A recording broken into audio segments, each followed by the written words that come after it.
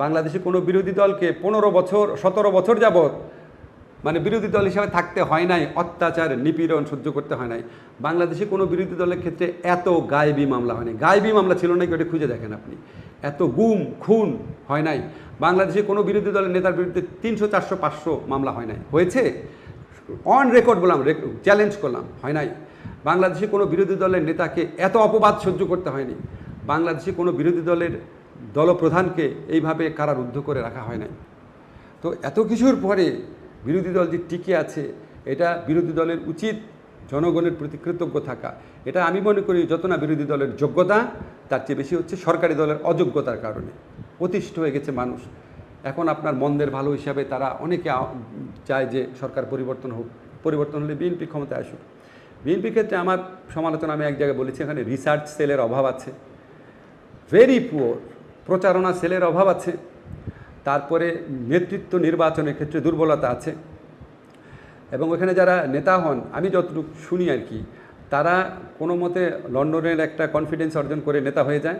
তারপর তাদের মধ্যে এমন একটা ভাব আসে যে তারা মানে আসন্ন একটা মন্ত্রী, এবং জাস্ট লন্ডনকে খুশি রাখার নানান মিথ্যা কথা, নানান কিছু বানিয়ে টানিয়ে লন্ডনকে খুশি রাখার কাজে বেশি ব্যস্ত থাকে, মাঠের আন্দোলনকে গড়ে তোলার কাজে।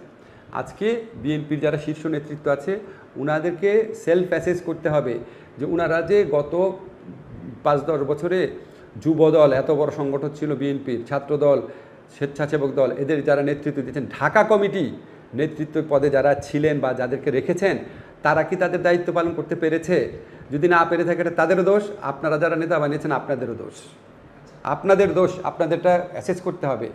আজকে সবসময় শুনি ঢাকা কমিটির ব্যর্থতার কারণেই হয়, তো ঢাকার লিডারশিপ চেঞ্জ করেন না কেন?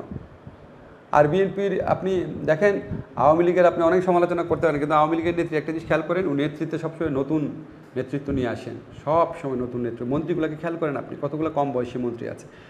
ইম্পর্টেন্ট সম্পাদকীয় পোস্টে আমার একজন ছাত্র আছে, আমার ছাত্র 2 বছর যাবত।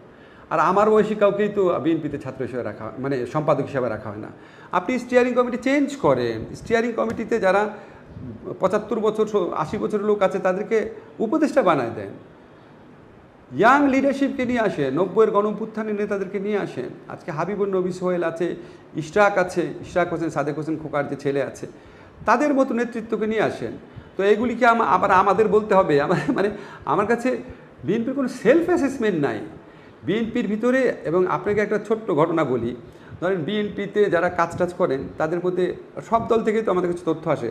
হয়তো একটা হোয়াটসঅ্যাপ একটা নিউজ আসলো যে এরকম বিদেশি একটা পত্রিকা, ধরেন ডিপ্লোমেট একটা রিপোর্ট ছাপা হয়েছে, পাঠালো আর কি।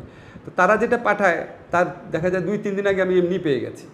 এই আপনার এই লেভেল অফ এফিসিয়েন্সি, যে রিপোর্টটা আপনার দলের জন্য খুব ইম্পর্টেন্ট, সেটা আমারে পাঠাইতে, হোয়াটসঅ্যাপে পাঠাইতে আপনার 2-3 দিন লাগে। আমি আপনার আগে পেয়ে যাই, আমি তো পলিটিক্স করি না। এবং আমি আপনাকে অন রেকর্ড বলে রাখি যে বিএনপি শক্তিশালী দল হোক, এটা আমি চাই বাংলাদেশের জনগণের ভোটাধিকার, গণতন্ত্র পুনরুদ্ধারের জন্য, বাংলাদেশের জবাবদিহিতামূলক শাসন ব্যবস্থা প্রতিষ্ঠিত হওয়ার জন্য, একটা ভারসাম্যমূলক সরকার বিরোধী দলের রাজনীতি প্রতিষ্ঠা হওয়ার জন্য। এটা ছাড়া আমার আর কোনো স্বার্থ নাই। আমি চাই বাংলাদেশে বিএনপি আওয়ামী লীগ দুইটাই যেন শক্তিশালী দল হিসাবে থাকে। নাহলে একটা দল যে কী বাড়ে সেটা আমরা এবার আওয়ামী লীগকে দেখে শিখলাম, যে আমরা আগে দ্বিদলের বিরোধিতা করতে গিয়ে আমরা একদলীয় ফ্যাসিস্ট সরকার গঠন করে ফেলছি। বাবারে বাবা, এর চেয়ে শক্তিশালী 2 দল থাকা ভালো, অনেক ভালো।